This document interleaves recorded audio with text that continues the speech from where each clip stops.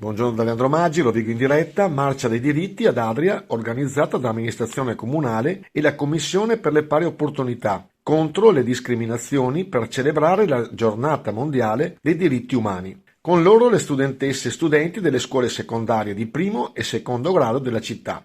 Il punto del sindaco Barbierato e della consigliera Trombin.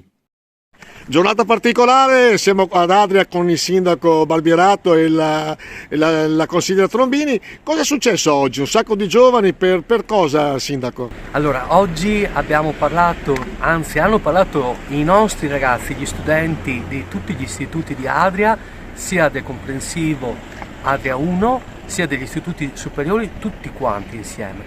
E i nostri ragazzi ci hanno parlato dei diritti umani. Hanno parlato e hanno fatto delle riflessioni importantissime, a partire purtroppo dalle tante situazioni di cronaca oggi in Italia e in Europa e nel resto del mondo, dove purtroppo i diritti umani vengono violati e dove ancora oggi, nel 2022, non riusciamo con gli strumenti che abbiamo a disposizione a preservare e difendere i diritti di tutti, dei bambini, degli adulti, degli anziani.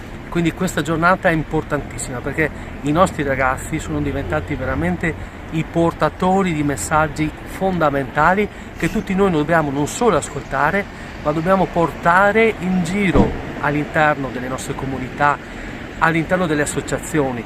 E ricordo che tante associazioni, l'Unicef, vedete qui la sportina con me, ma ricordo Amnesty, firmiamo tutti gli appelli che troviamo, è molto semplice, bastano pochi minuti sui social, su internet per chi li usa, possiamo veramente con pochissimo fare tanto per il nostro mondo, per la nostra Europa, ma anche per la nostra Italia, perché non sempre, anche in Italia, i diritti fondamentali delle persone vengono preservati. Ecco, lei è un educatore, un professore, quindi ha il polso della situazione anche dei giovani. In Iran i giovani stanno stravolgendo la storia, soffrendo e purtroppo anche diventando martiri.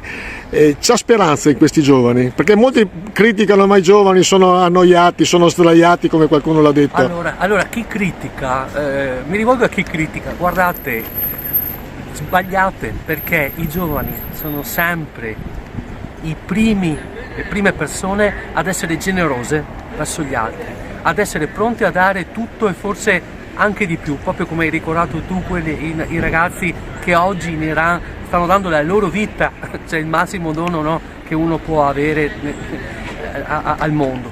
Allora noi adulti dobbiamo accompagnare i giovani, dobbiamo essere al loro fianco, dobbiamo dare gli strumenti, difenderli. Questo dobbiamo fare, non criticarli.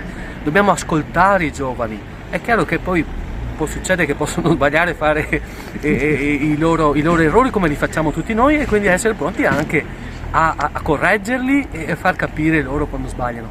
Ma dobbiamo essere al loro fianco, perché solo loro insieme con noi possono cambiare tante cose che oggi non funzionano nel mondo, nella nostra società, nella nostra civiltà.